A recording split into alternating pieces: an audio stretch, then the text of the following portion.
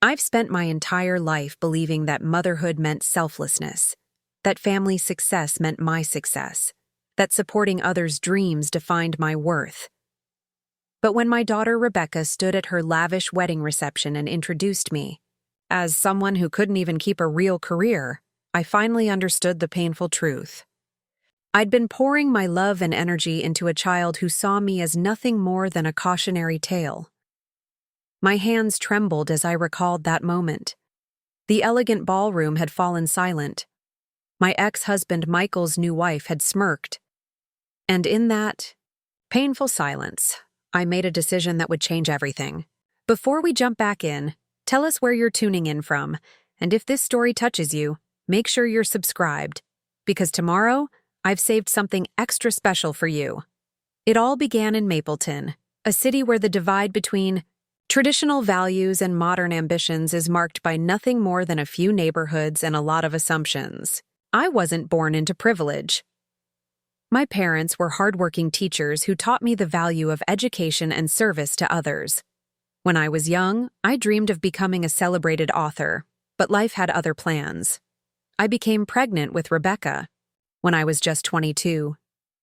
Her father, Michael, wasn't prepared for parenthood, though to his credit, he didn't abandon us completely. I was scared, overwhelmed, and suddenly responsible for this tiny person who depended on me for everything. Those early years were the hardest, taking night classes while working days at the local newspaper, falling asleep with journalism textbooks scattered across my bed as I tried to keep my dreams alive in some small way. By the time Rebecca was in elementary school, I had secured a position as an assistant editor at the Mapleton Chronicle. The Chronicle wasn't just any small-town paper. It was respected in our community, known for its investigative reporting and commitment to local issues. The editor-in-chief, Catherine Winters, took a chance on me when I had limited professional experience, and for that, I would be forever grateful. "You have a natural instinct for this work, Eleanor," she told me one evening as we stayed late, finishing the weekend edition. "You see the heart of a story when others are distracted by sensationalism." Those words meant everything to me. For 15 years, I worked alongside Catherine, gradually taking on more responsibilities and developing my skills as a journalist and editor. The hours were long, the pay modest, but I never complained. Every decision I made was with Rebecca's future in mind. When she showed interest in debate club and Model UN in middle school, I found the money for travel competitions. When she needed a private college counselor in high school, I took on freelance editing work on weekends. I wanted her to have every opportunity I hadn't. When Rebecca was accepted to Eastlake University, an elite private college on the other side of the country, I felt a surge of pride unlike anything I'd experienced before. My brilliant daughter was going to have the education I could only dream of. But the tuition was staggering, nearly $45,000 a year even after scholarships. "I can't accept this," Rebecca said when I showed her the loan papers I'd signed. "Mom, it's too much." "Nothing is too much for your future," I insisted, squeezing her hand. "This is what I've worked for all these years." What I didn't tell her was that I'd taken a second job teaching night classes at the community college. I didn't mention the retirement fund I'd drained or the sleepless nights spent worrying about making the payments. All that mattered was her opportunity to succeed. Rebecca thrived at Eastlake, making connections with the children of politicians and business leaders. She graduated with honors and secured an impressive job at a prestigious marketing firm in the city. She met Tyler during her second year at the firm. He came from the Wellington family. Yes, those Wellingtons, with their real estate empire and political connections. From the moment I met him, I sensed Tyler's assessment of me. The way his eyes scanned my sensible clothes, purchased on sale. How he questioned Rebecca about her upbringing, as if confirming she'd risen above her modest beginnings. "Your mother works for a small-town newspaper?" he asked during our first dinner together, his eyebrow arched in that way that privileged people have perfected. The look that says, "How quaint." "It's actually quite well respected regionally," I corrected gently, trying to maintain my dignity. "Oh," Tyler replied with practiced politeness. The single syllable carried volumes of judgment. Despite my reservations, Rebecca was enchanted by Tyler and the world he represented. They married in an elaborate ceremony at the Wellington family estate, a celebration I contributed to by depleting what remained of my savings.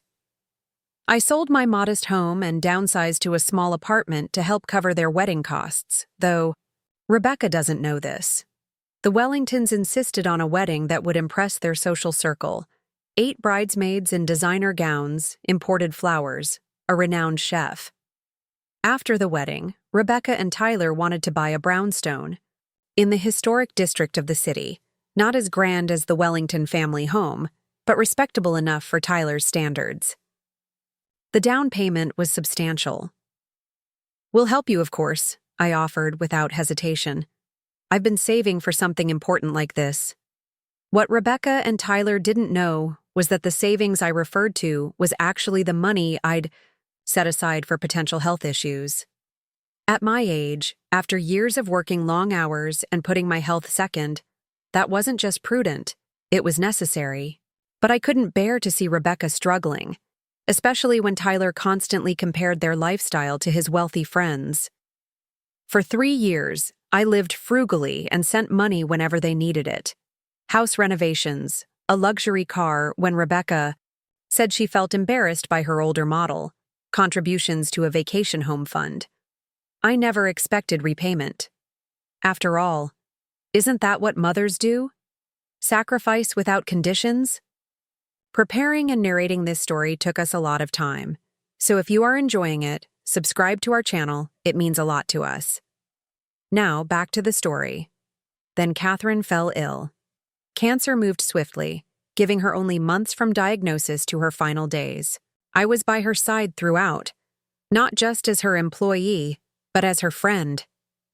In those quiet hospital rooms, we spoke about journalism, regrets, and the future. "You've given so much to others, Eleanor," she whispered one evening, her hand gripping mine with surprising strength. "I've watched you put your own dreams aside for years. Promise me you'll find time to write that book before it's too late." I nodded, tears streaming down my face, not fully understanding the weight her words would soon carry. I had always wanted to write a book about the women who had shaped our small town, whose stories had gone largely untold. I had notes, interviews, research collected over decades, but never the time or confidence to bring it all together. After Catherine passed, the newspaper was sold to a large media conglomerate. I was offered a position, but it came with reduced responsibilities and benefits. At 58, my prospects for finding equivalent employment elsewhere were slim. Still, I told myself it would be enough. It had to be. The real shock came 3 weeks after Catherine's funeral. Her attorney contacted me, requesting a private meeting. Confused and somewhat anxious, I arrived at his office dressed in my most professional outfit, a blazer I'd bought years ago for important interviews. "Ms. Parker," the attorney began, "Catherine thought of you not just as an employee, but as a talented writer and dear friend." He slid a document across the desk. I stared at it, uncomprehending for several moments before the details began to register. Catherine had left me $2 million along with her lakeside cabin, a beautiful retreat where she'd gone to write her award-winning editorials. "This can't be right," I whispered, my hand trembling as I touched the paper. "There must be some mistake." "No mistake," he assured me. "Catherine was very specific. She believed in your potential as a writer. She wanted you to have the financial freedom to write that book you've talked about for years, and the perfect place to do it." I left the attorney's office in a daze, the documents tucked securely in my purse. $2 million. A beautiful cabin on Silver Lake. Financial security I had never imagined possible. My first thought wasn't about what I would buy or how my life would change. It was about Rebecca and Tyler. Now I could help them in ways I never could before. Maybe now, finally, I'd earned Tyler's respect. Maybe now Rebecca wouldn't have to worry about impressing her in-laws. I decided to wait to tell them. The transfer would take some time, and I wanted to surprise them properly. In the meantime, I needed to break the news about my reduced position at the newspaper. That weekend, I drove to Rebecca and Tyler's brownstone. For dinner, a monthly tradition we'd maintained since they moved in. The house looked different now through the lens of my newfound security. The hardwood floors I'd helped finance, the kitchen renovation I'd contributed to, the furniture I'd helped select and pay for. It all represented years of my sacrifice. But I didn't resent it. This was my daughter's home, and I had helped make it possible. I parked my aging Ford on the street, noticing Eleanor Wellington's luxury SUV already there. My stomach tightened. Eleanor had never made any effort to hide her opinion that Rebecca had come from an unremarkable background, though she acknowledged my daughter's intelligence and ambition. Steeling myself, I grabbed the homemade apple tart I'd baked that morning and headed to the door. Tyler answered, his smile tight and perfunctory. "Eleanor, you're here. Come in." The house smelled of expensive candles and the catered dinner Tyler preferred over cooking. Rebecca greeted me with a quick kiss on the cheek, already clutching a glass of whatever premium wine Eleanor had likely brought. "Mom, you remember Tyler's mother?" she said, gesturing toward Eleanor Wellington, who was perched on the sofa, like she was posing for a society magazine. "Of course," I smiled. "It's nice to see you again, Eleanor." She nodded dismissively. "Eleanor, still driving that old Ford, I see." And there it was, the first jab of the evening, delivered with practiced precision. Dinner was tense, filled with Eleanor and Tyler discussing people I didn't know and places I'd never been. Rebecca contributed occasionally, always eager to show she belonged in their world. I remained quiet, waiting for the right moment to share. My news. Finally, as Tyler served coffee, I took a deep breath. "I wanted to let you all know that there have been some changes at work," I began. "The newspaper was sold after Catherine's passing, and my position has been reduced." The table fell silent. Rebecca set down her cup, her brow furrowed. "Reduced? By how much?" "Significantly," I admitted, "and the benefits aren't the same." "That's a serious income loss," Tyler said, exchanging a glance with his mother. "At your age, that's concerning." That wasn't what I expected him to say. I had anticipated concern for my well-being, perhaps offers of help, not immediate calculation of my reduced worth.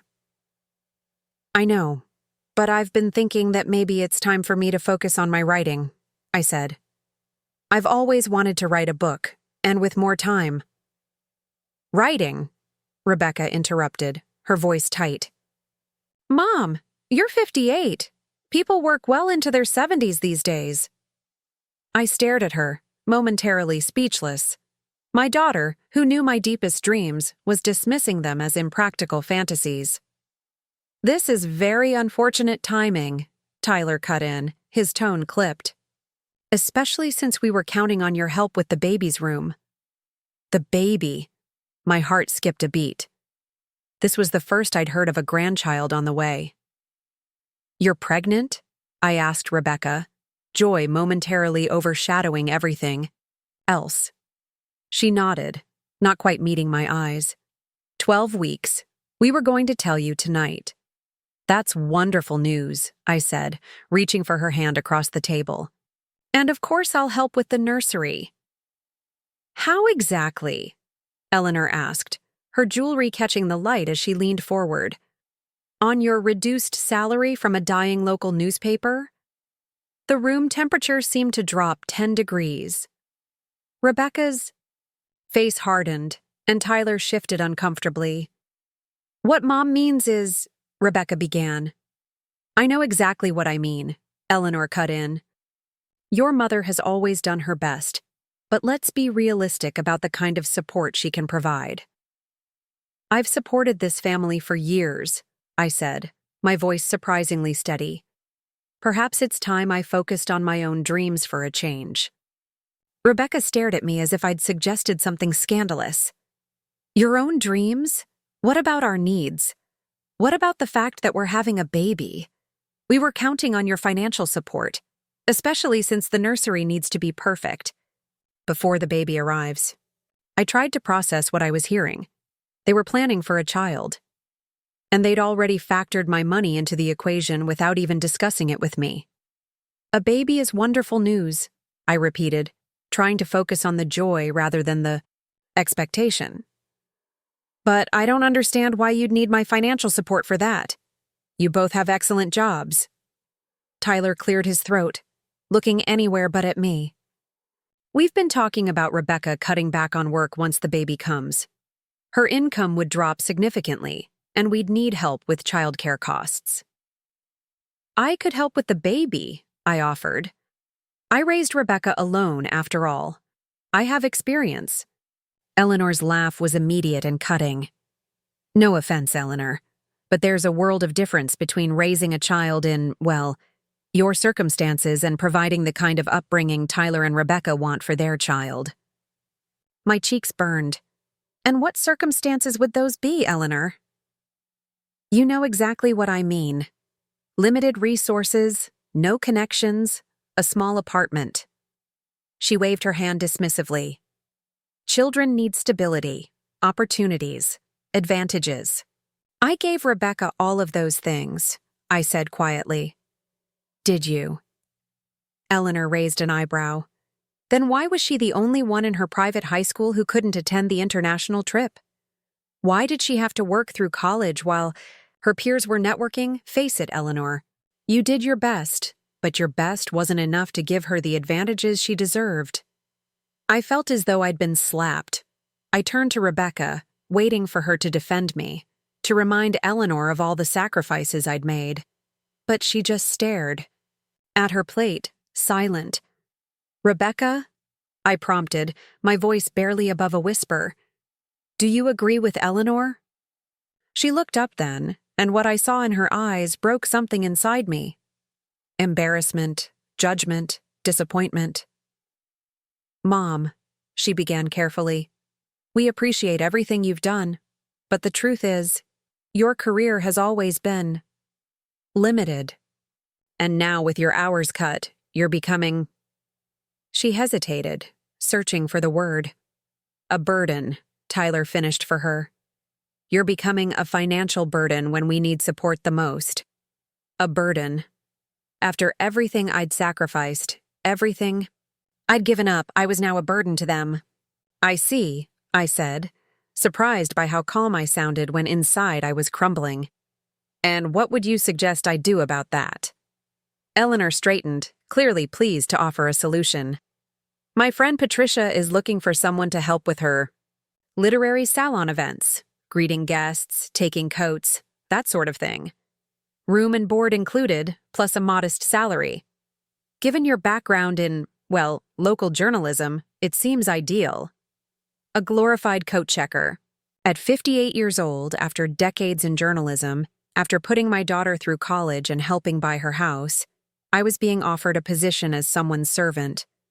I stood up slowly, my legs unsteady. I think I should go. Mom, don't be dramatic, Rebecca sighed.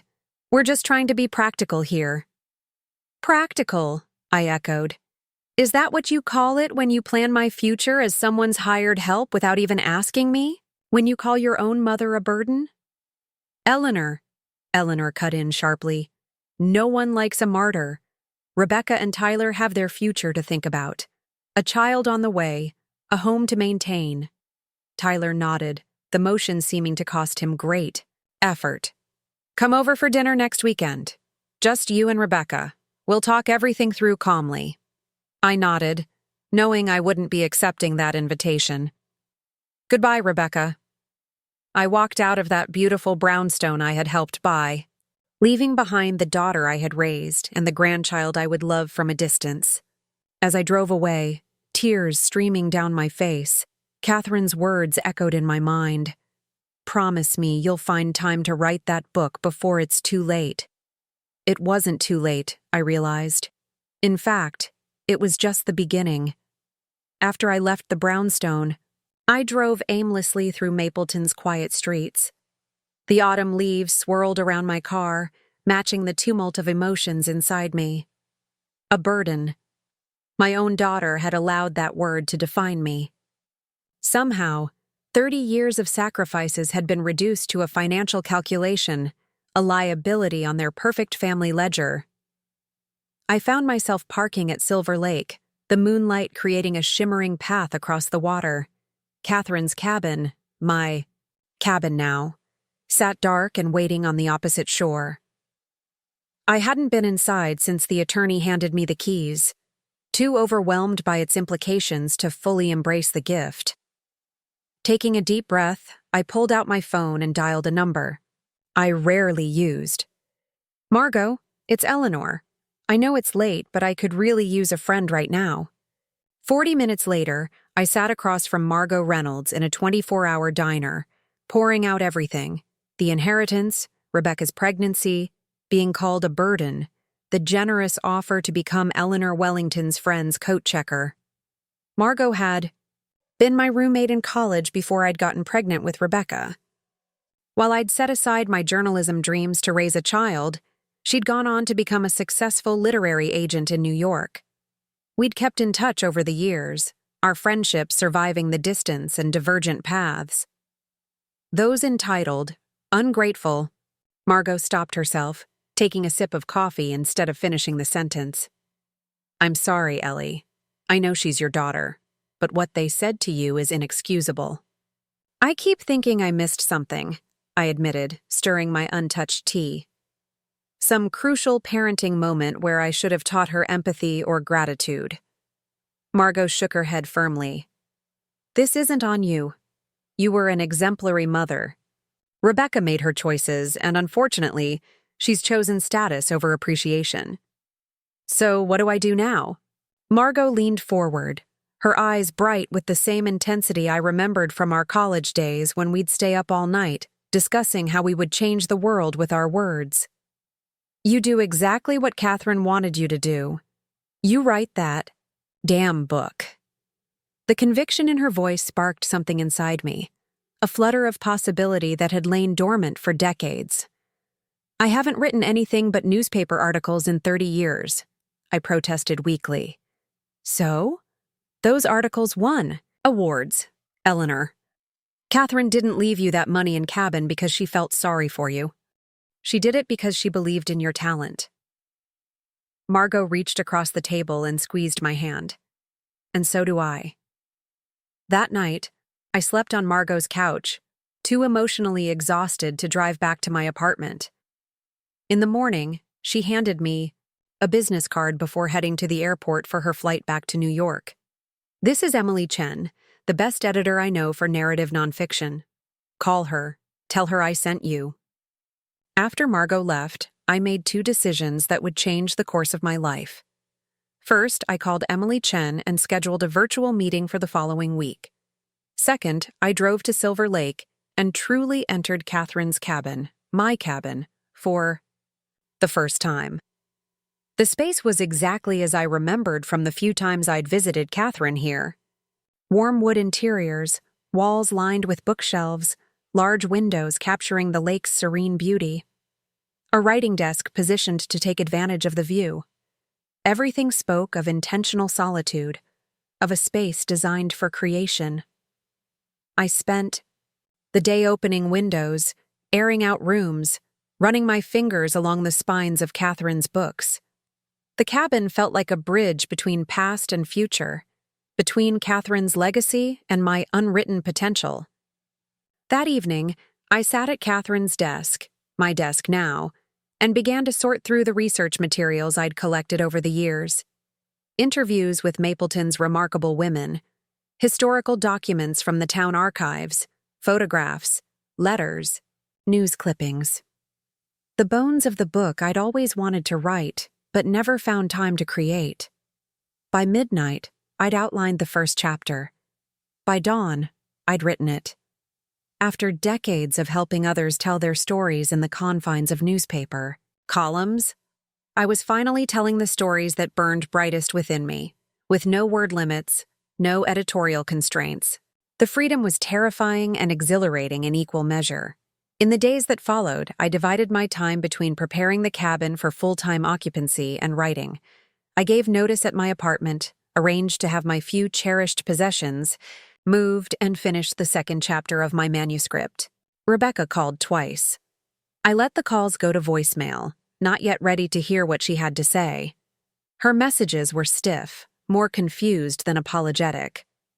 "Mom, I don't understand why you're not returning my calls. We need to discuss practical arrangements for the future. Call me back." No acknowledgement of how hurtful her words had been. No recognition of the wound inflicted by being called a burden by my only child. Just more practical arrangements. After the second message, I texted her, "I need some time. I'll contact you when I'm ready." Then I silenced my phone and returned to my writing. My virtual meeting with Emily Chen was a pivotal moment. I'd spent the intervening days polishing those first 2 chapters until they gleamed, terrified that Margot's faith in me was misplaced, that Catherine's belief in my talent had been a kind delusion. Emily's face appeared on my laptop screen, her expression unreadable as she adjusted her glasses. She had the focused intensity I associated with the best editors I'd known, a quality Catherine had possessed in abundance. "I've read your sample chapters," she said without preamble. "Margot was right about you." "She was?" My voice emerged smaller than I intended. "These women's stories are compelling, and your voice. There's a quiet authority to it, an authenticity." Emily shuffled some papers off screen. "It needs work, of course. The structure could be tighter, and I have questions about your intended audience." "Of course," I agreed, relief washing over me. Constructive criticism I could handle. It was dismissal I had feared. "But," Emily continued, "I think we have the makings of something special here. These forgotten women of Mapleton, their triumphs, their struggles, they deserve to be remembered. And you're the right person to tell their stories." We spent the next hour discussing revisions, timelines, and possibilities. By the end of the call, I had a professional editor's guidance, a structured writing schedule, and something I hadn't fully possessed in years: creative purpose. As autumn deepened around Silver Lake, my days fell into a productive rhythm. Mornings for writing, afternoons for research and revision, evenings for reading and reflection. The solitude that might once have felt lonely instead became fertile, ground for creativity. I transformed the cabin's second bedroom into a proper office, with walls covered in timeline charts and photographs of the women whose stories I was telling. The local historical society, delighted by my project, granted me special access to their archives. I hadn't told anyone about the inheritance yet. Not Rebecca, not even Margot. Something held me back, a desire to establish my new life on my own terms before others' perceptions and expectations could influence it. It was during this period of productive solitude that I received an unexpected visit. I was working on the porch, taking advantage of an unusually warm October afternoon, when a car I didn't recognize came up the gravel drive. A moment later, Eleanor Wellington emerged, looking distinctly out of place in her designer outfit and impractical shoes. "Eleanor," I said, too surprised to mask my confusion. "How did you find me?" "Small towns," she replied, as if that explained everything. She glanced around at the rustic beauty of the cabin and lake. "May I come in? This isn't a social call." I hesitated, then nodded, gesturing toward the chair opposite mine. Whatever had brought Tyler's mother to my door, I preferred to hear it outdoors, where the open space might diffuse some of the tension between us. "Rebecca is concerned," Eleanor began, her posture rigid even in the casual porch chair. "You've barely communicated with her in weeks, and she's pregnant with your grandchild." "I texted her that I needed time," I replied evenly. "After being called a financial burden, I think that's reasonable." Eleanor had the grace to look momentarily discomfited. Perhaps words were spoken in haste. But surely you understand their concern, your reduced circumstances, your isolation here. She gestured at the cabin as if it were a hovel rather than a charming lakeside property. My circumstances are no longer your family's concern, I said, keeping my voice neutral despite the anger simmering beneath. And I'm not isolated. I'm writing. Yes. Rebecca mentioned something about a book. Eleanor's tone made it clear what she thought of such endeavors. That's actually why I'm here. Tyler has connections at Wellington Publishing. His cousin Jonathan is an executive editor there. I waited, unsure where this was leading. They could help you, Eleanor continued. Jonathan could look at your project, provide guidance, perhaps even consideration for publication, if it has any commercial merit. The conditional nature of the offer wasn't lost on me. If it has any commercial merit. As if my decades of professional writing experience counted for nothing. That's very thoughtful, I said carefully, but I already have an editor I'm working with. Eleanor's eyebrows rose slightly. Someone local, I assume? Emily Chen at Horizon Press in New York. Something flickered across Eleanor's face. Surprise, quickly masked. Emily Chen? How did you manage to connect with her? Through a friend, I said simply, offering no further explanation. Eleanor studied me with new intensity, as if seeing me clearly for the first time. I see. Well, the offer stands if you change your mind. She rose to leave, then paused. Rebecca and Tyler's baby shower is next month. They would like you to attend. The invitation felt like an afterthought, a perfunctory gesture. I'll consider it, I replied. After Eleanor left, I sat watching the lake's surface ripple in the breeze, considering the subtle shift that had occurred during our conversation. For perhaps the first time, Eleanor Wellington had been forced to reconsider her assessment of me. It was a small victory, but a significant one. That evening, I finally returned Rebecca's calls. Our conversation was stilted, both of us carefully avoiding mention of that painful dinner. Mom, where are you staying? She asked after we'd exhausted the safe topics of her pregnancy and the weather. Tyler drove by your apartment building, and the manager said you'd moved out. I'm at Silver Lake, I told her, deciding honesty was the simplest approach. In Catherine's old cabin. Catherine's cabin? Why would you? She stopped abruptly. Are you renting it? No. I took a deep breath, finally ready to share the truth. Catherine left it to me in her will, along with some money. The silence, on the other end of the line, stretched for several seconds. What do you mean she left it to you? Rebecca's voice had changed, wariness creeping in. How much money? Enough, I said simply. Enough that I don't need to worry about finances anymore. Enough that I can focus on writing my book full-time. Another long silence. I could almost hear the calculations happening on the other end of the line. That's wonderful, Mom, Rebecca finally said, her tone carefully modulated. Why didn't you tell us? I was going to, I replied, the night of our dinner. But then I was called a burden, and it didn't seem like the right moment. Rebecca had no immediate response to that.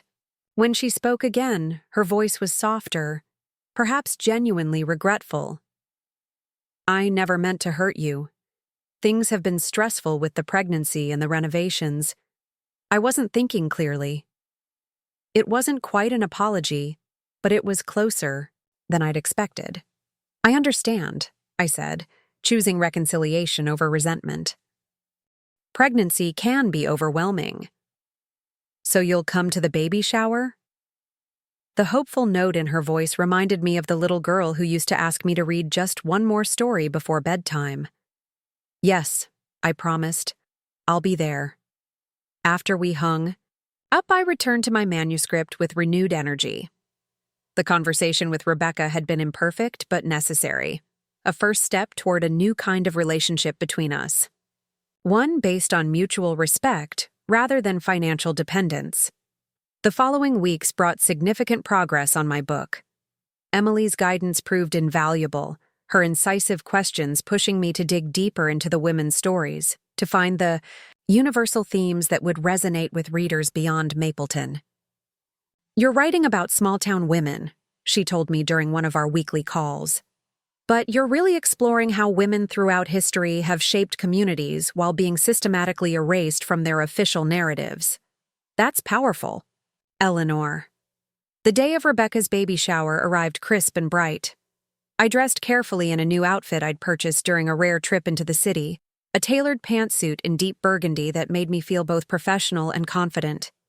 Around my neck hung a silver pendant Catherine had given me years ago, engraved with a simple message: "Tell the stories that matter." I'd spent hours selecting the perfect gift, a beautiful handcrafted cradle made by a local artisan whose mother was featured in my book. With it, I included a leather-bound journal where I'd written letters to my unborn grandchild, stories about our family history, about the strong women who had come before. The shower was being held at the Wellington family home, a sprawling estate that always made me feel slightly overwhelmed. As I pulled into the circular driveway, I noticed Rebecca standing on the front steps, clearly watching for my arrival. "Mom!" she called, hurrying toward me with surprising speed given her advanced pregnancy. "You came." "I promised I would," I reminded her, accepting her embrace. Up close, I could see the shadows under her eyes, partially concealed with makeup. Despite the designer maternity dress and carefully styled hair, she looked tired, strained. "Is everything all right?" I asked as we walked toward the house. "Fine," she said quickly. "Just pregnancy stuff, swollen ankles, backaches, the usual." But there was something in her voice that suggested otherwise. Inside, the house had been transformed with elaborate decorations in pale green and yellow. Catering staff circulated with champagne and intricate hors d'oeuvres. At least 30. Women filled the main rooms, most of them strangers to me. Wellington family friends and Tyler's business associates' wives. I recognized Eleanor immediately, holding court in the center of the living room. She nodded in my direction, her expression neutral. Beside her stood a tall, elegant woman I didn't recognize, who whispered something as I entered. Eleanor's reply made the woman laugh, her eyes darting toward me with undisguised curiosity. Rebecca led me through the crowd, making introductions that blurred together. Everyone was polite, but there was an undercurrent of assessment in there. Greetings, as if I were a curiosity they'd heard about, but needed to evaluate for themselves. "And this is Judith Harrington," Rebecca said, introducing me to the elegant woman I'd noticed with Eleanor. "Tyler's aunt. She's the editor-in-chief at Wellington Publishing." "How interesting," Judith said, studying me with sharp eyes. "I understand you're writing a book about local women?" "Yes," I confirmed, wondering how much Eleanor had shared. "Women whose contributions to Mapleton have been historically overlooked." "Sounds quaint," Judith remarked. "Local history can be so charming. Have you considered submitting it to regional publishers? They often have more interest in such niche topics." Before I could respond, a voice behind me interjected. "Actually, Horizon Press in New York has already expressed interest." I turned to find Margot standing there, looking every inch the successful literary agent in her tailored black dress and statement necklace. "Margot!" I exclaimed, genuinely delighted. "What are you doing here?" "Rebecca invited me," she explained, giving me a quick hug before turning to face Judith. "Margot Reynolds, Eleanor's agent. And you are?" The subtle power shift was immediate and palpable. Judith's expression flickered from dismissive to reassessing in an instant. "Judith Harrington, Wellington Publishing." Her tone had changed completely. "Did you say Horizon? They've been doing impressive work lately. Emily Chen, correct?" "Yes," Margot confirmed with professional smoothness. "Emily's quite excited about Eleanor's manuscript, calls it revelatory and long overdue." As they launched into industry talk, Rebecca pulled me aside, her grip on my arm tighter than necessary. "You have a literary agent?" she whispered, her expression a mixture of confusion and something that looked suspiciously like respect. "And you're working with Emily Chen?" "Mom, she edited 3 Pulitzer winners." "I know," I said simply. "Margot introduced us." Rebecca stared at me as if seeing me for the first time. "I had no idea your book was so serious." The implication that she'd assumed my writing was just a hobby, a retiree's pastime to fill empty hours, hung unspoken between us. "There's a lot you don't know about me," I said gently. "Perhaps it's time we change that." As the party continued, around us something shifted in my relationship with my daughter. Small but significant, like the first crack in ice before the spring thaw. What I didn't realize was that the afternoon's revelations had only just begun. Before the gifts were even opened, Rebecca would share a secret that would test our fragile new understanding, and I would be faced with a choice that would define not just my relationship with my daughter, but my own sense of self-worth. The baby shower continued with elaborately catered food and precisely orchestrated gift opening. Rebecca sat in a flower-adorned chair that resembled a throne, exclaiming over designer baby clothes and custom nursery furnishings. I waited patiently, my handcrafted cradle and journal still unopened beside me. When Rebecca finally reached for my gift, the room had grown warm and slightly restless.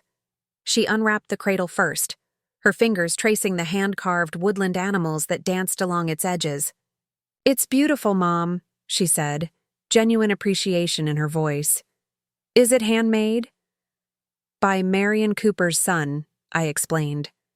Marion was Mapleton's first female doctor. She delivered over 3,000 babies during her career, often traveling miles on horseback to reach remote homesteads. A few of the women looked interested, but Eleanor Wellington glanced at her watch. "And this," I continued, handing Rebecca the leather journal, "contains letters to your child. Family stories, wisdom from the women I've researched, history that shouldn't be forgotten." Rebecca opened the journal, reading silently. Her expression softened, and for a moment, I glimpsed my daughter beneath the polished exterior she'd cultivated, the sensitive girl who used to write poems about changing the world. "Thank you," she whispered, and I knew she meant it. As the party wound down, guests began to depart in waves of air kisses and promises to get together soon. I was preparing to leave when Rebecca caught my arm. "Can you stay for a bit? I need to talk to you." Something in her tone made me pause. "Of course." We ended up in the garden behind the Wellington home, a manicured expanse of autumn flowers and sculptural shrubs. Rebecca lowered herself carefully onto a stone bench, her hand resting protectively over her rounded belly. "Mom, there's something I haven't told you." She took a deep breath. "Things with Tyler. They're not good."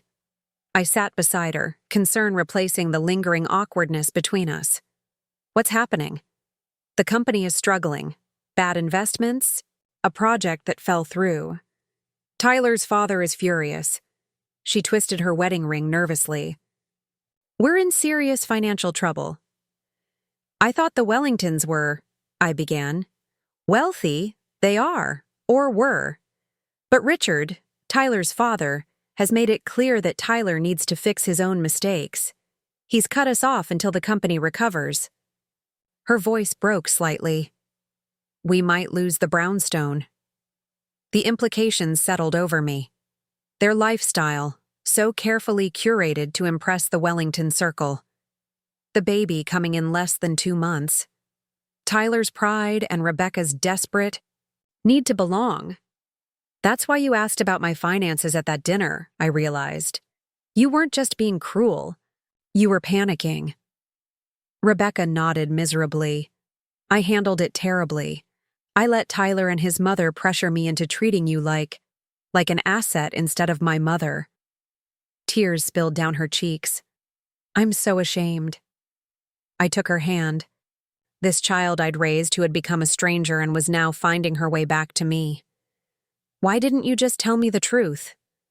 Pride, she admitted. Tyler's. Mine. I wanted you to think I had it all figured out, that I'd made it in their world. She looked around at the Wellington estate with a mixture of longing and resentment. I wanted to prove I belonged here. Oh, Rebecca, I sighed. You've spent so long trying to belong in someone else's world that you've forgotten how to create your own. She wiped at her tears, careful not to smudge her makeup even now. What choice did I have? This world has advantages, connections. I want our baby to have everything. Everything isn't designer nurseries and summer homes, I said gently. It's security, yes, but it's also authenticity, purpose. It's knowing that your work matters. Like your writing, Rebecca said quietly. I underestimated it. Just like I've underestimated you my whole life. The admission hung between us, painful and necessary. You saw me as just a small-town newspaper editor, a single mother who couldn't provide the lifestyle you wanted. And now you're working. With Emily Chen, writing a book that major publishers are interested in. She shook her head. How did I miss who you really are? Because I let you, I admitted. I was so focused on helping you achieve your dreams that I set mine aside. I made myself smaller to push you forward. I squeezed her hand. That was my choice, and I don't regret it. But it taught you to see me as small. Rebecca's gaze met mine, clear and direct for perhaps the first time in years. I need your help, Mom. Not just financially, though we do need that too. I need your wisdom, your strength. I need to learn how to make a life that isn't built on impressing others. In that moment, my daughter looked more like me than she ever had before. Not in her features, which had always favored Michael, but in her expression, determined despite her fear, ready to face hard truths. Tell me everything, I said. The whole situation. Then we'll figure it out together. For the next hour, Rebecca laid bare the extent of their financial troubles. Tyler had leveraged their assets to fund an ambitious development project that had collapsed when key investors pulled out. They were 3 months behind on their mortgage. Credit card debt had spiraled as they'd tried to maintain appearances. And now, with the baby coming and Rebecca planning to take extended leave, they were on the verge of financial ruin. Does Tyler know you're telling me this? I asked when she finished. No, she admitted. He'd be furious. His pride. It's everything to him.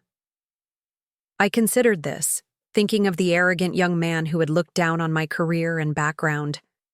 And what about your pride, Rebecca? What's everything to you? She placed both hands on her belly, quiet for a long moment. This baby, doing right by my child. Her voice strengthened. And rebuilding my relationship with you, if you'll let me. Then we have somewhere to start, I said. We developed a plan that afternoon, one that would require courage and humility from Rebecca, and a different kind of support from me than I'd provided in the past.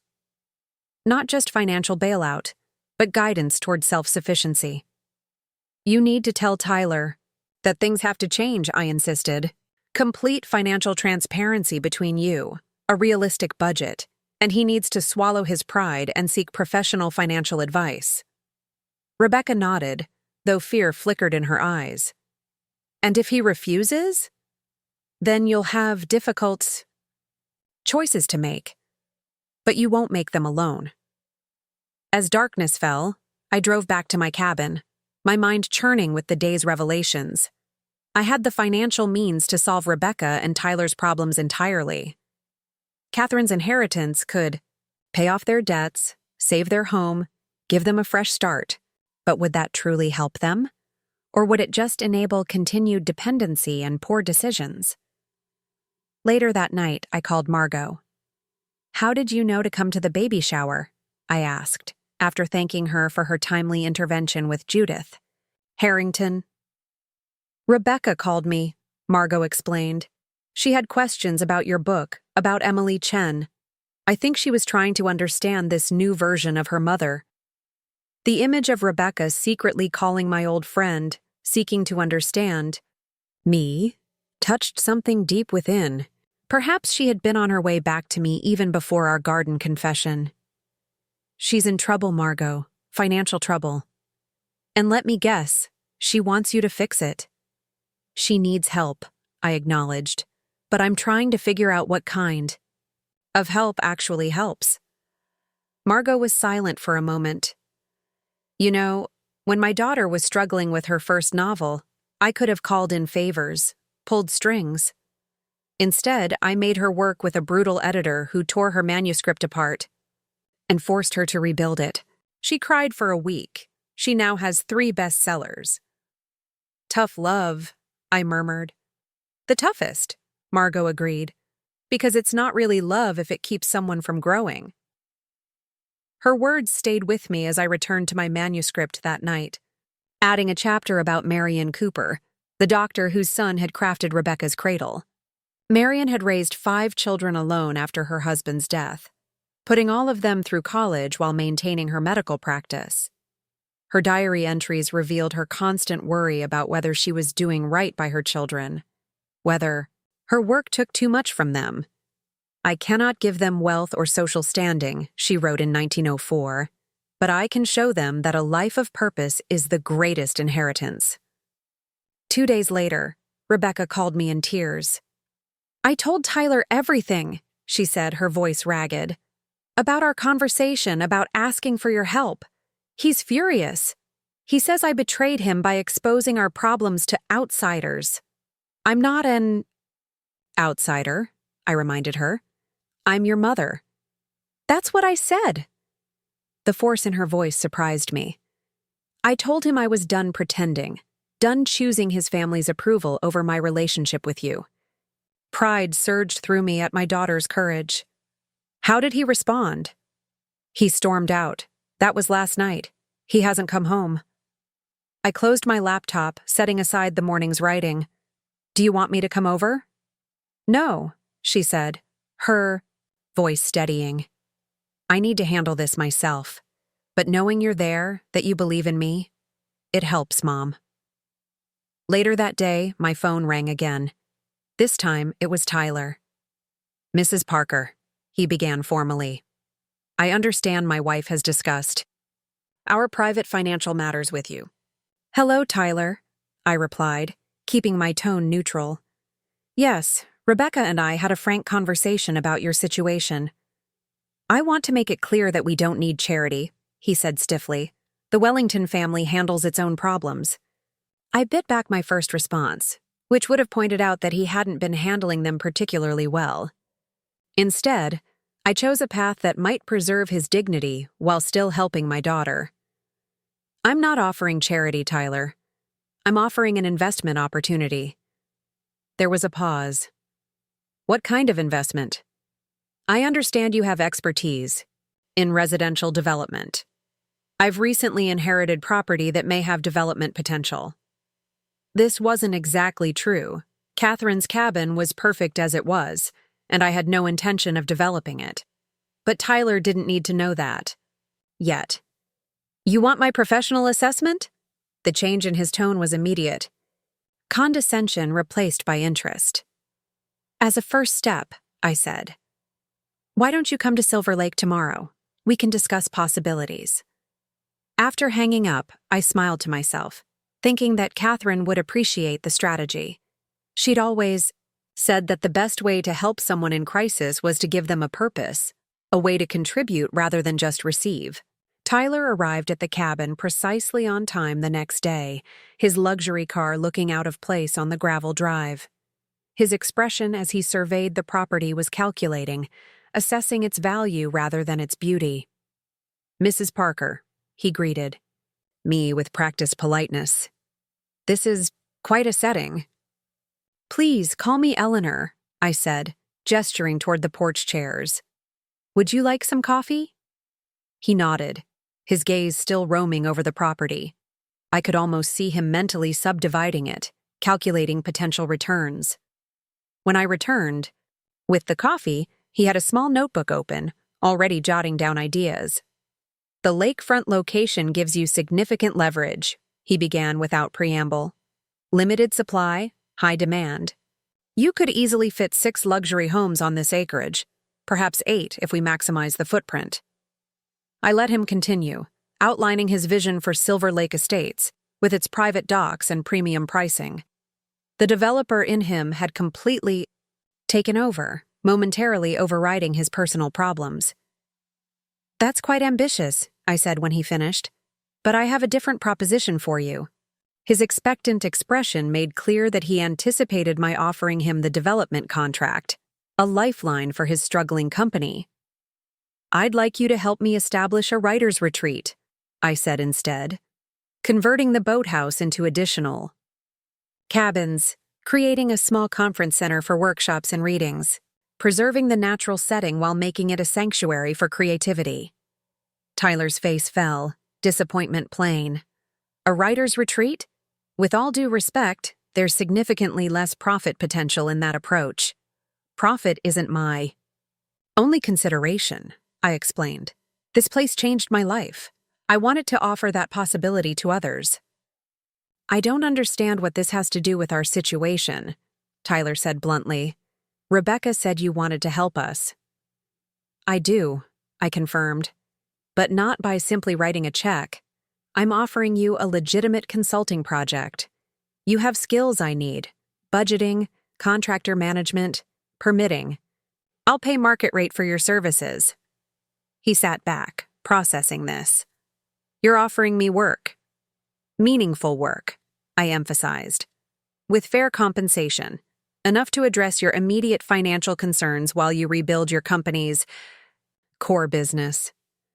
For the first time since I'd known him, Tyler looked at me without the filter of assumptions that had always colored his perception. Not as Rebecca's unsophisticated mother, not as a small-town newspaper editor, but as a business owner with a project and a budget. "Why?" he asked finally. "After how we treated you, the things that were said, why would you help me this?" "Wait, I'm not just helping you," I said honestly. "I'm helping my daughter and my grandchild. And I'm helping myself. This project matters to me, and you have skills I need to make it happen." Tyler was silent for a long moment, staring out at the lake. When he spoke again, his voice had lost its defensive edge. "Rebecca told me about your book, about working with Emily Chen."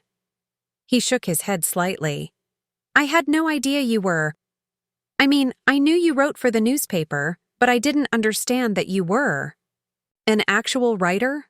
I supplied, keeping my tone light though the words carried weight. "With professional credentials and industry connections?" He had the grace to look embarrassed.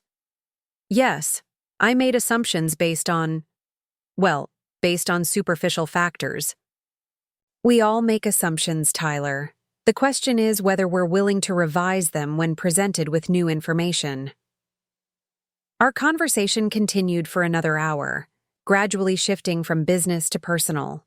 For the first time, Tyler spoke candidly about the pressure he felt to live up to the Wellington name, the crushing weight of his father's expectations.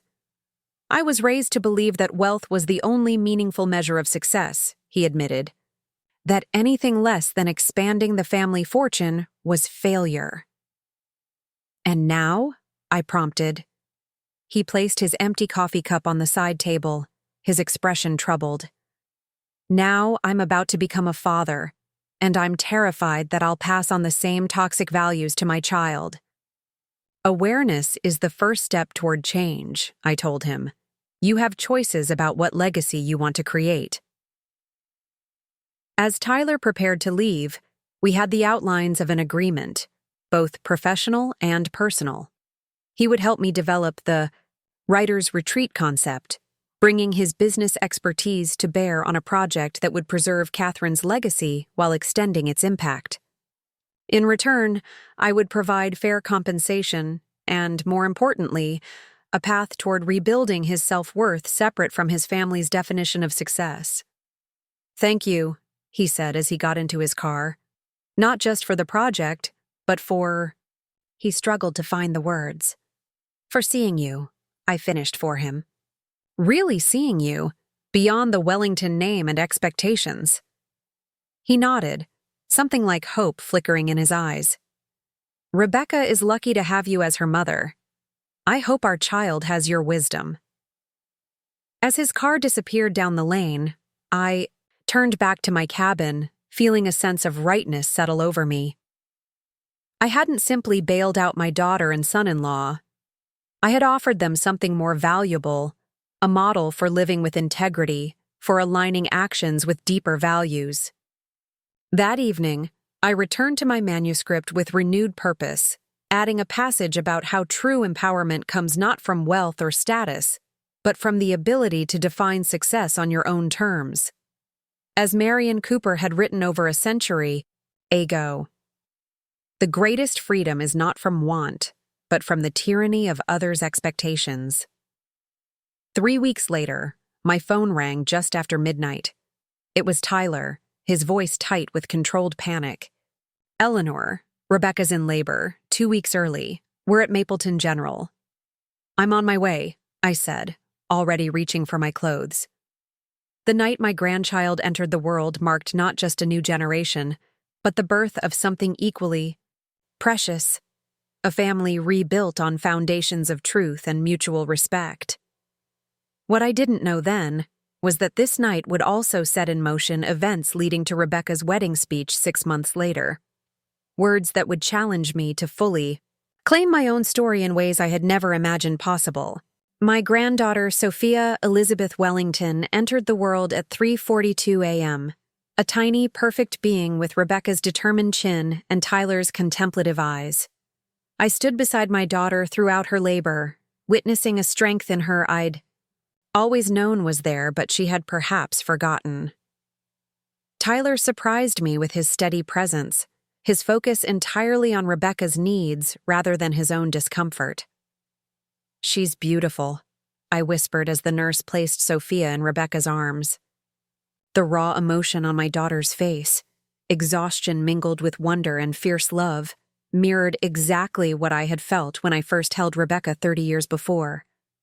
"Mom," Rebecca said, her voice hoarse from exertion, "would you like to hold her?" That simple question, the sacred offering of trust it represented, brought tears to my eyes. As I cradled my granddaughter, feeling her impossibly small weight against my heart, something profound settled between Rebecca and me. A circle, completing itself, wounds beginning to heal. The next few months unfolded in a blur of adaptation and growth. Rebecca and Tyler downsized, selling the brownstone and moving into a more modest home closer to Silver Lake. Tyler began working with me on the writer's retreat, bringing unexpected enthusiasm to the project once he understood its potential, impact. Rebecca, after her maternity leave, surprised everyone by accepting a position at Mapleton Community College teaching marketing, rather than returning to her high-pressure city job. "I want Sophia to grow up knowing what matters isn't how much money you make, but how much difference you make," she explained when questioned about the career shift. The pride in her voice when she said this healed something long broken in my heart. My book progressed steadily under Emily Chen's guidance. The Invisible Pillars, How Women Built Mapleton, had evolved from local history into something more universal, an exploration of how women's contributions shape communities while often being erased from official narratives. The manuscript was nearing completion, with publication scheduled for the following spring. 6 months after Sophia's birth, Rebecca and Tyler decided to renew their wedding vows in a small ceremony at Silver Lake. The writer's retreat was taking shape, with the first cabin renovations completed and the boathouse conversion underway. The lakeside gazebo, newly restored, would provide a perfect setting for their ceremony. "We want to start fresh," Rebecca explained. "Our first wedding was about impressing others. This one is about committing to our true values, to each other, and to Sophia." The guest list was intentionally small, a stark contrast to their lavish first wedding. Just 30 people gathered on that crisp autumn afternoon, the lake behind us reflecting golden leaves and clear blue sky. Sophia, now, crawling and babbling, wore a simple white dress that matched her mother's. What I hadn't anticipated was Rebecca's speech. After they exchanged their new vows, promises focused on authenticity, mutual support, and modeling values they wanted Sophia to embrace, Rebecca asked for everyone's attention. "Tyler and I want to thank you all for being here today," she began, her voice steady and clear. "Not just to witness our recommitment to each other, but to celebrate the values that will guide our family going forward." She looked directly at me then, her eyes holding mine with an intensity that made my breath catch. 6 months ago, I gave birth to our daughter. It was the most transformative experience of my life, not just because I became a mother, but because I finally understood what motherhood truly means. She took a deep breath. For years, I judged my own mother by shallow standards. Her income, her professional status, her inability to provide the privileged lifestyle I thought I deserved. Murmurs rippled through the small gathering. Eleanor Wellington shifted uncomfortably, in her seat. I once introduced my mother as someone who couldn't even keep a real career, reducing her decades of award-winning journalism and community impact to a dismissive footnote in my narrative. I called her a financial burden when what I really meant was that she wasn't useful to me in the ways I wanted. Tears pricked my eyes as Rebecca continued, her voice growing stronger. What I failed to see was that while I was chasing external validation, my mother was living a life of profound purpose. While I was accumulating status symbols, she was accumulating wisdom. While I was trying to belong in someone else's world, she was creating her own. She gestured toward the lake, to the retreat taking shape around us. This place exists because my mother had the courage to step fully into her talents after decades of putting others first. Her forthcoming book, yes, My Mother is about to be published by Horizon Press, gives voice to women whose contributions were systematically erased from history. Rebecca turned to face me directly now, tears streaming unashamedly down her. "Mom, I once called you a failed mother. Today, I stand before our family and closest friends to say that you are the most successful person I know. Not because of your inheritance or book deal, but because you never lost sight of what truly matters: integrity, purpose, and unconditional love." The silence that followed was profound, broken only by Sophia's happy gurgle from Tyler's arms. Then slowly, one by one, people began to stand, applauding. Margot, who had flown in for the ceremony. Emily Chen, who had become not just my editor but my friend. The local women whose stories filled my book, finally receiving recognition for their contributions. Catherine would have loved this moment, I thought, feeling her presence almost tangibly in the autumn breeze off the lake. What happened next took me completely by surprise. Rebecca walked toward me, holding out a small velvet box. "Mom, Tyler.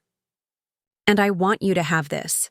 Not as repayment, because how can you repay the kind of love you've given? But as a symbol of our commitment to the values you've taught us." Inside the box was a beautiful silver pen, engraved with words that made my heart swell. "Your stories matter. Your voice matters. You matter."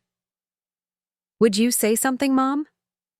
Rebecca asked, the vulnerability in her eyes reminding me of the little girl who used to seek my approval for her childhood stories. I hadn't prepared a speech, hadn't expected to be centered in this way at their vow renewal. But as I rose to address the small gathering, words came with surprising ease. When I was exactly Rebecca's age, I made a choice that defined the next 3 decades of my life, I began. I chose to put my dreams on hold to raise a remarkable daughter. Many would see that as sacrifice, as settling for less. For years, I sometimes saw it that way myself. The autumn wind rustled through golden leaves, nature's perfect accompaniment to my reflections. What I understand now is that life isn't linear. Our dreams don't expire. They evolve. The stories I longed to tell in my 20s have been enriched by decades of living, of witnessing, of loving. My voice is stronger now, not despite the waiting, but because of it. I looked around at the circle of faces, some familiar, some new, all connected through the invisible threads of community that had always fascinated me. There's a myth in our culture that success has a timeline, that if you haven't made it by a certain age, you've somehow failed. What a profound disservice this does to the slow, beautiful unfolding of human potential. My gaze found Rebecca's, seeing in her expression a new understanding of the legacy she carried. Rebecca, when you were born, I promised to give you roots and wings. The roots were always there in the values I tried to live by. But the wings, they came when you were ready to see me clearly, to recognize that my worth wasn't dependent on your validation or anyone else's. That realization set us both free. I held up the silver pen, feeling its weight and promise in my hand. This pen represents not just my voice, but the voices of all the women in my book who created meaningful lives outside the spotlight. It represents your voice too, Rebecca, as you begin to write your own authentic story as Sophia's mother. The gathering erupted in applause, but I wasn't finished. There was one more truth that needed voicing. Many of you know that my book will be published next spring. What you may not know is that yesterday, I received word that it has been optioned for a documentary series. The women of Mapleton will have their stories told not just in print, but on screens across the country. This news, which I'd been saving to share with Rebecca privately, caused another wave of excitement. Margot gave me a thumbs up from the back of the group, having helped negotiate the deal. Success doesn't look like what I thought it would at 22, I concluded. It's richer, deeper, and infinitely more satisfying. And it's never, ever too late to become who you were meant to be. The celebration that followed was joyous and authentic. People mingled on the shore of Silver Lake, genuine connections forming without the social stratification that had characterized Rebecca and Tyler's first wedding. Eleanor Wellington, initially stiff and uncertain in this unfamiliar setting, gradually relaxed as she discovered common ground with several of the local women featured in my book. Your mother-in-law is having an actual conversation with Doris Miller about agricultural policy, Margot observed with amusement, joining me at the refreshment table. Miracles never cease. People can surprise you when given the chance, I replied, watching Eleanor listening intently to Doris, a fourth-generation farmer whose innovations in sustainable agriculture had transformed the region's economy. Speaking of surprises, Margot continued, lowering her voice, how do you feel about expanding the documentary into a series? PBS is interested, but it would mean a significant time commitment. A series? I repeated, momentarily overwhelmed by the implications. That's beyond anything I imagined. That's what happens when you finally own your voice, Eleanor. People listen. Margot squeezed my hand. Think about it. No rush. As the afternoon faded into evening, guests gradually departed until only our immediate family remained. Rebecca, Tyler, and baby Sophia. Michael, my ex-husband, who had attended with surprising humility and genuine support, and me, no longer defined primarily as someone's mother or ex-wife, but as Eleanor Parker, author and creator. We sat around a small fire near the lake's edge, Sophia sleeping peacefully in her carrier nearby. The conversation flowed easily, touching on the retreat's progress, the upcoming book launch, and plans for Sophia's first Christmas. I've been thinking, Tyler said after a comfortable lull, about what you said about success and timelines. He poked at the fire thoughtfully. The pressure I've felt my entire life to achieve certain milestones by certain ages. It's been crushing and ultimately meaningless. The Wellington legacy, Rebecca added, understanding in her voice. The expectation that each generation must outperform the last, measured only in financial terms. "I don't want that for Sophia," Tyler said firmly. "I want her to understand that success is about alignment, when your actions reflect your true values, whatever those may be." Michael, who had been quiet for much of the evening, spoke up. "I missed that understanding when Rebecca was growing up." He looked at me with genuine regret. I measured success in promotions and salary increases. Meanwhile, Eleanor was doing the real work of building a human being with character and compassion. "We all did the best we could with what we understood at the time," I said, offering him the grace I had gradually learned to extend to myself as well. Rebecca leaned forward, the firelight illuminating her earnest expression. "The documentary series, Mom, you have to do it. These women's stories deserve to be told, and you're the one who can tell them with the nuance and respect they deserve."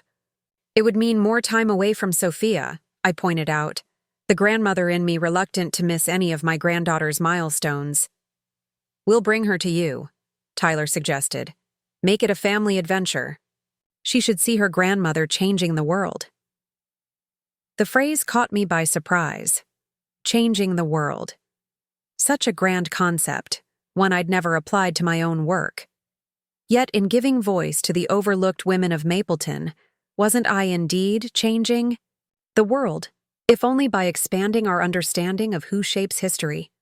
"I'll think about it," I promised, though in my heart, the decision was already forming. Later that night, after everyone had gone, I sat alone on the dock, watching moonlight create a silver path across the dark water. Catherine's words echoed in my mind. "Promise me you'll find time to write that book before it's too late." I had kept that promise, but the journey had offered so much more than just completing a manuscript. It had returned my daughter to me, not as the dependent child she had been, but as a fellow woman finding her way in a complicated world. It had given me Tyler's respect and partnership in creating the retreat. It had connected me with a community of readers and storytellers who valued what I had to offer. Most importantly, it had taught me that claiming my own worth wasn't selfish. It was necessary modeling for my daughter and granddaughter. By refusing to be diminished, by insisting that my voice and work mattered, I had given Rebecca permission to demand the same recognition. And one day, Sophia would inherit that legacy of self-respect. The following morning, I woke early and went straight to my desk. The documentary project would require a new outline, additional research, visual elements I hadn't considered for the book. As I began making notes, energy coursed through me. The narrative was expanding, reaching more people, creating greater impact. My phone buzzed with a text from Rebecca. "Thinking about your speech yesterday. Thank you for showing me what courage looks like at every age. Love you." I smiled, remembering how it felt to hold her for the first time, the fierce determination I'd felt to give her a good life. That determination had led me to make choices that sometimes diminished my own dreams. Yet somehow, the circle had completed itself. My sacrifice had not been a permanent deferral, but a long, intentional investment. In Rebecca, in myself, in the kind of world I wanted her to inherit. 3 months later, I stood at a podium in the Mapleton Public Library, the room packed for my first public reading from The Invisible Pillars. Former colleagues from the newspaper, students from Rebecca's marketing classes, local historians who had assisted with my research. And in the front row, Rebecca with Sophia on her lap, Tyler beside them with evident pride. "Welcome, everyone," I began, my voice steady and clear. When I started researching the women whose stories fill these pages, I never imagined where the journey would lead. I was looking for history, but what I found was a mirror, reflections of my own unrecognized contributions, my own invisible impact. The attentive silence was a gift, an acknowledgement that these words, this voice, these stories mattered. Marion Cooper delivered babies during blizzards. Josephine Allen built the first library in Mapleton using books from her personal collection. Elizabeth Washington created an underground network, helping women escape domestic violence decades before there were legal protections. I paused, looking out at the diverse faces watching me with genuine interest. These women didn't seek fame or fortune. They sought impact. They asked not, "How will I be remembered?" but, "How will my community be better because I lived?" My gaze found Rebecca's, seeing in her eyes the reflection of my own journey from invisibility to voice, from deferral to claiming, from supporting character to protagonist in my own life story. The greatest lesson these women taught me isn't about history. It's about possibility, about how it's never too late to step fully into your power, to insist that your contributions be valued, to refuse the diminishment that society so often imposes. As I began reading the first chapter, I felt Catherine's presence, her faith in me that had catalyzed this transformation. I felt the presence of all the women whose stories I'd researched, their courage and persistence across decades of being overlooked. Most importantly, I felt my own presence, solid, worthy, unapologetic, no longer a failed mother, a financial burden, or a career disappointment. Just Eleanor Parker, author and keeper of stories that mattered. A woman who had discovered at 58 that the most powerful legacy she could leave her daughter and granddaughter was the courage to value her own voice. And in the years that followed, as the documentary series won awards, as the writers' retreat welcomed its first residents, as Sophia grew into a confident girl who instinctively understood her worth, I recognized the truth that had been there all along. Our lives are never truly measured by others' assessments, but by our own courage to live authentically, to serve purposefully, and to love without reservation, even when that love must begin with ourselves. 5 years passed with the speed that only comes when life is rich with purpose and meaningful connection. My documentary series, The Invisible Pillars, had expanded beyond Mapleton to explore overlooked women's contributions across small-town America. What began as a local history project had blossomed into a movement, with viewers starting similar research in their own communities. The Silver Lake Writers' Retreat now operated at full capacity year-round, with a scholarship program supporting emerging voices from disadvantaged backgrounds. Tyler had discovered his true calling in managing the retreat, his financial acumen, balanced by a newfound appreciation for creative work. The Wellington family had initially been bewildered by his career change, but seeing his genuine fulfillment gradually won their respect. Rebecca had been promoted to department chair at Mapleton Community College, her marketing expertise now directed toward expanding educational access rather than selling luxury goods. She had published her own book, A Guide for Women Transitioning, from corporate careers to purpose-driven work, dedicated to my mother, who showed me it's never too late to rewrite your story. And Sophia? My granddaughter was now a spirited kindergartner who carried a notebook everywhere, just like Grandma, recording her observations in careful, determined printing. Her favorite spot was the window seat in my writing studio, where she would curl up with crayons and paper while I worked, our creative energies harmonizing in comfortable silence. On a crisp October morning, the 5-year anniversary of Rebecca and Tyler's vow renewal, I received an unexpected invitation. The prestigious Harriet Palmer Prize for Literary Achievement had selected me as their honoree, recognizing both my books and the documentary series for expanding our understanding of women's historical impact and inspiring intergenerational healing through truthful storytelling. The ceremony would be held in New York, with a sizable monetary award and significant media attention. Margot called, practically shouting with excitement. "Do you realize what this means? The Harriet Palmer has never been awarded to someone who published their first book after 50. You're breaking barriers, Eleanor." I sat at my desk, watching golden leaves drift past my window, thinking about how far I'd come from that painful dinner where I'd been called a burden, about how claiming my voice had created ripples I could never have anticipated. "I'm not sure how to feel about it," I admitted to Margot. It seems strange to be recognized for work I've only been doing publicly for 5 years, when so many writers struggle for decades without recognition. That's precisely why it matters, Margot insisted. Your story challenges the cultural narrative that success has an expiration date. You're not just receiving an award, you're changing perceptions about creativity and contribution across the lifespan. After consulting with Rebecca and Tyler, who were immediately supportive, I accepted the nomination. The ceremony was scheduled for December, allowing time for proper preparation. What I didn't anticipate was how this recognition would catalyze another transformation in my family dynamics, particularly with Eleanor Wellington. I was working in my study when her unexpected call came through. Eleanor and I had developed a cautiously respectful relationship over the years, primarily centered around Sophia.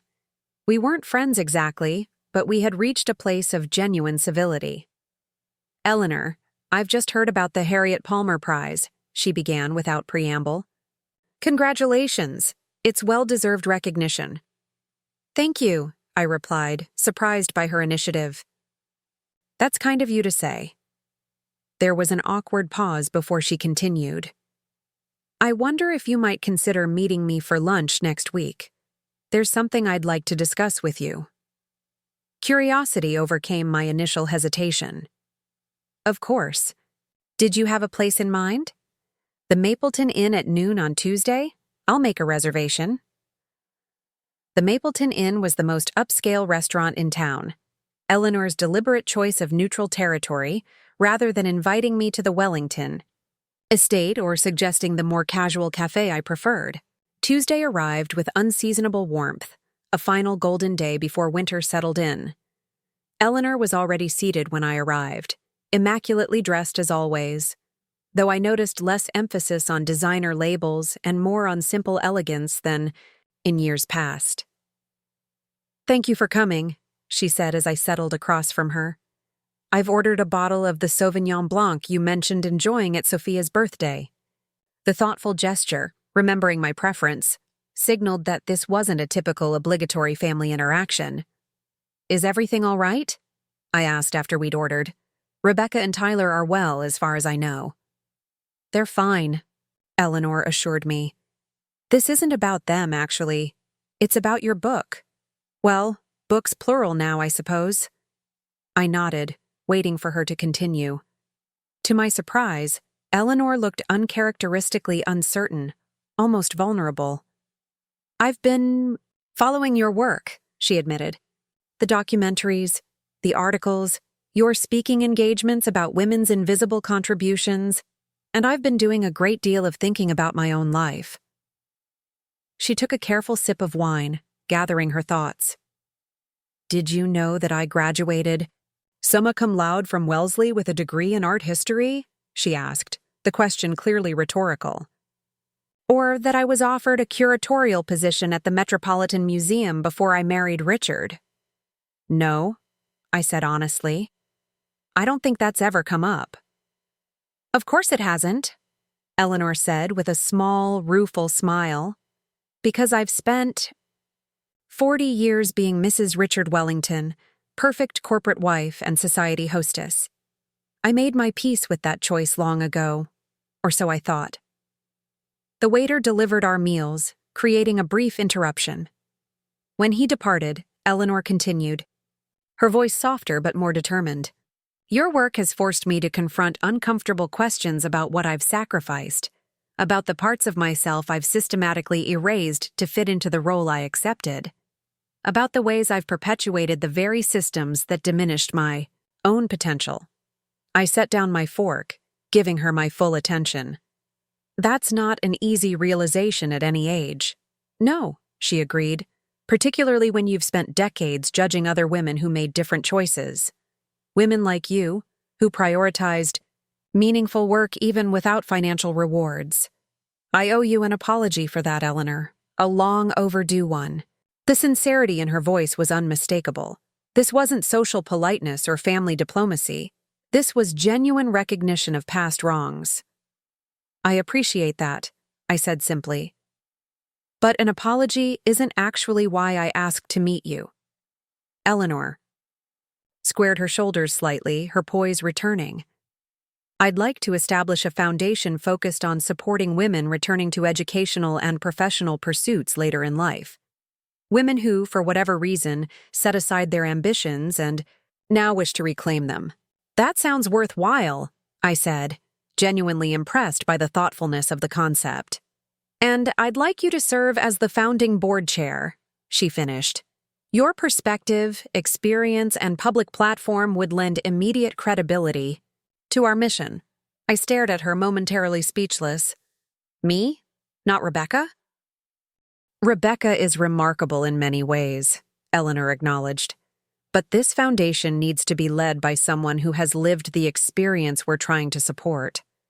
Someone who understands firsthand the courage it takes to reclaim dormant dreams after decades of putting others first.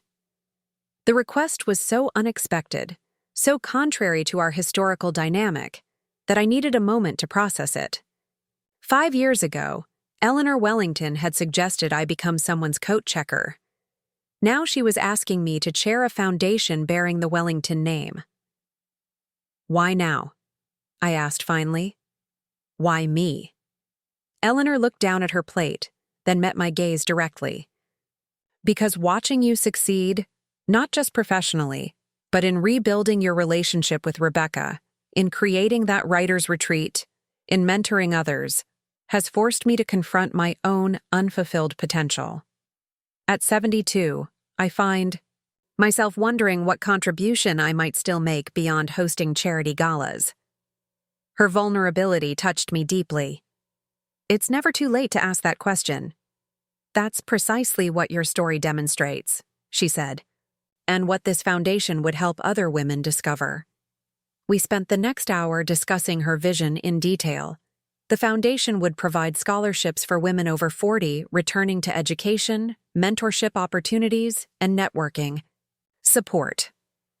It would recognize that wisdom accumulated through life experience has value, even in professional contexts that often worship youth. I have one condition, I said as our lunch concluded. The foundation cannot bear only the Wellington name. It needs to honor women from all backgrounds who have demonstrated resilience and reinvention. Eleanor considered this, then nodded. What would you suggest? The Phoenix Foundation, I proposed, for women rising from the ashes of deferred dreams. A slow smile spread across Eleanor's face. Perfect. Simple, but powerful. As we parted ways outside the restaurant, Eleanor surprised me with a brief, awkward hug. Thank you for considering this, she said, and for showing me that there are many ways to measure a life well lived. Driving home to Silver Lake, I reflected on the extraordinary evolution of our relationship. From mutual dismissal to grudging respect to genuine collaboration, a journey neither of us could have imagined 5 years ago. That evening, I called Rebecca to share the news about her mother-in-law's proposal. The Phoenix Foundation, Rebecca repeated thoughtfully. Mom, that's brilliant, and so fitting for what you've experienced. What many women experience, I corrected gently.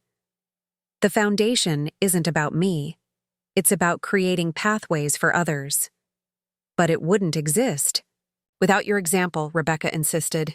Your courage in reclaiming your voice gave Mom Wellington permission to question her own choices. That's how change happens. One person stands up and says, I deserve more. And suddenly others realize they can make the same demand. Her insight struck me deeply. I had never viewed my journey as particularly brave or groundbreaking. I had simply, finally, insisted on my own worth after decades of allowing others to define my value. I'm proud of you, Rebecca continued, her voice thick with emotion. Not just for the Harriet Palmer Prize or the documentaries or the books. I'm proud of you for showing me what integrity looks like, what it means to align your actions with your deepest values, even when that alignment comes later than expected. After our call ended, I walked down to the lake's edge, watching the moon's reflection ripple across the dark water. Catherine had left me this property believing I would write one book. She could never have anticipated how her faith in me would multiply, creating expanding circles of impact far beyond Mapleton. The weeks leading up to the award ceremony passed in a flurry of activity. The Phoenix Foundation moved from concept to reality with remarkable speed, Eleanor Wellington applying her considerable organizational skills and connections to secure initial funding and establish a legal framework. We assembled a diverse board representing varied perspectives on women's life journeys, ensuring the foundation wouldn't simply recreate privilege in a new form. Rebecca helped design our website and communications strategy. Tyler offered his expertise on sustainable financial models. Even little Sophia contributed, solemnly presenting me with her crayon drawing of a fiery bird rising into a colorful sky, which became the inspiration for our official logo. 2 days before I was to leave for New York, an unexpected package arrived at my door. Inside was a beautifully crafted wooden box containing a vintage fountain pen, accompanied by a note in unfamiliar handwriting. Eleanor, this pen belonged to my grandmother, Harriet Palmer, who founded the prize you're about to receive. She began writing her groundbreaking work on women's economic contributions at age 58, exactly as you began your book. She believed that wisdom earned through living could not be replicated through academic credentials alone. I thought she would want you to have this. With admiration, Margaret Palmer Andrews, Harriet Palmer Foundation. The synchronicity took my breath away. Harriet Palmer had begun her most significant work at the same age I had started mine. She, too, had challenged prevailing narratives about women's worth being tied to youth and conventional success metrics. I carried the pen with me to New York, where Rebecca, Tyler, and Sophia joined me for the ceremony. Margot arranged for us to stay at an elegant hotel overlooking Central Park, insisting this was a moment to be celebrated properly. The morning of the ceremony, I awoke early, drawn to the window by dawn light painting the park in soft gold. 58. Years of living before finding my authentic voice. 5 years of speaking that truth through books, documentaries, the writer's retreat. And now this recognition, not just of my work, but of the principle that meaningful contribution has no expiration date.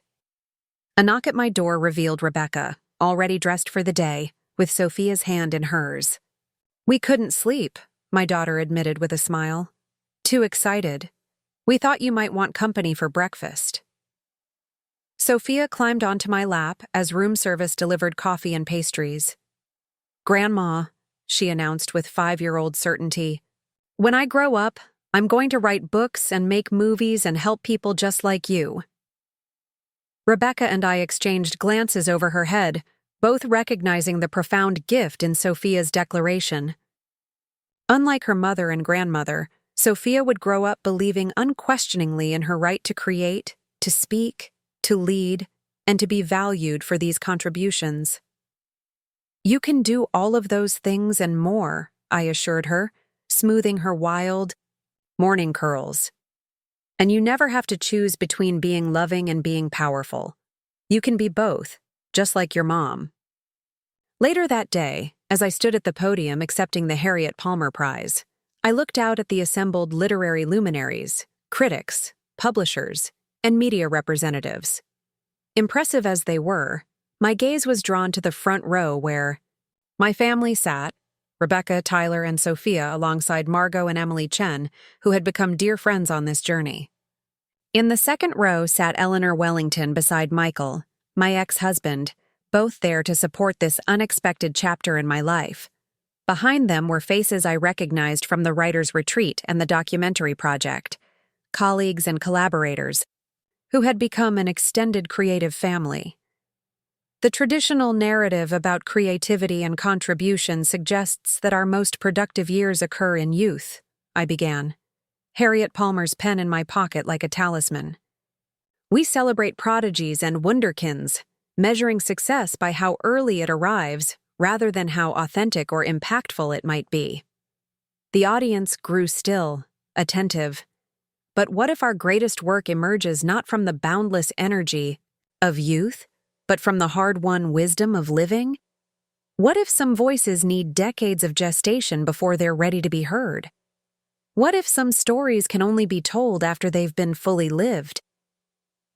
I spoke about the women of Mapleton whose stories had first inspired my work, about Catherine's belief in me when I couldn't yet believe in myself, about the painful dinner where my worth had been so casually dismissed, and how that dismissal had ultimately catalyzed my reclamation of voice and purpose. We are more than our productivity, I continued, more than our marketable skills or economic value. We are the wisdom we've accumulated, the resilience we've developed, the perspective we've earned through living. These qualities don't diminish with age, they deepen, becoming more nuanced and valuable. I saw heads nodding throughout the audience, recognition flickering across faces of varied ages and backgrounds. Today, I announce the establishment of the Phoenix Foundation, dedicated to supporting women reclaiming deferred dreams at midlife and beyond. Because it's never too late to rise from the ashes of expectations that diminished you. Never too late to insist that your voice matters. Never too late to create work of profound meaning and impact. The applause that followed felt like affirmation not just of my journey, but of the principle itself. That human potential doesn't peak in youth but evolves continuously, finding new expressions across the entire lifespan. At the reception afterward, a young journalist approached me, recorder in hand. "Ms. Parker, what would you say to women who worry they've missed their chance? Who feel it's too late to pursue meaningful work or make significant contributions?" I thought carefully before answering, aware that my response might reach women struggling with the same doubts that had once plagued me. I would tell them that the narrative of too late is a myth designed to keep us small and apologetic for taking up space. I would remind them that some of humanity's most enduring work emerged from accumulated experience rather than youthful brilliance. I would encourage them to ask not, "Is it too late?" but rather, "What unique perspective can I offer precisely because of the life I've lived?" Later that evening, as we celebrated with a family dinner at a restaurant overlooking the city lights, Rebecca raised her glass in a toast. "To my mother, who taught me that a woman's worth isn't measured by others' assessments, but by her courage to live authentically, even when that authenticity arrives later than expected." Glasses clinked as voices joined in agreement. As I looked around the table at these beloved faces, at Rebecca, who had found her own authentic path, at Tyler, who had discovered purpose beyond family expectations, at Sophia, who would grow up with different possibilities than either her mother or grandmother had known, I felt a sense of completion. Not because my work was finished. Indeed, between the books, documentaries, retreat, and new foundation, I had never been busier or more fulfilled professionally. But because the most important work, the healing of old wounds, the reweaving of broken family bonds, the creation of a legacy of self-respect and authentic voice, had been accomplished. As the evening concluded and we prepared to return to our hotel, Sophia slipped her small hand into mine. "Grandma," she whispered, her expression solemn, "when I tell your story to my kids someday, I'm going to tell them you were brave. That you showed everyone that growing older just means you have more important things to say. From the mouths of children sometimes comes the purest wisdom." I hugged her close, this miraculous child who would never know the self-doubt that had shadowed so much of my life, who would grow up believing unquestioningly in her right to speak and be heard. "And I'll tell them about you," I promised. "About how you helped me understand that the most powerful legacy we can leave isn't achievements or awards, but the courage to value our own voices and to ensure that others' voices are valued too." As we stepped into the crisp New York night, stars visible despite the city lights, I thought about the women whose stories had first inspired my book. Marion Cooper, delivering babies during blizzards. Josephine Allen creating Mapleton's first library. Elizabeth Washington protecting vulnerable women decades before legal systems acknowledged their plight. None of them had sought fame or external validation. They had simply identified needs they were uniquely positioned to address and summoned the courage to act, regardless of whether their contributions would be recognized or rewarded. In following their example, in finally giving voice to the stories and wisdom accumulated through decades of living and observing, I had discovered that success isn't measured by how early it arrives or how loudly it announces itself. True, success lies in the alignment between our deepest values and our daily actions, in the courage to claim our worth, even when others cannot yet see it, in the resilience to begin again, at 22 or 58 or 82, whenever we recognize that our authentic voice has yet to be fully expressed. And in that recognition lies the most liberating truth of all, that it is never, ever too late to become who we were always meant to be.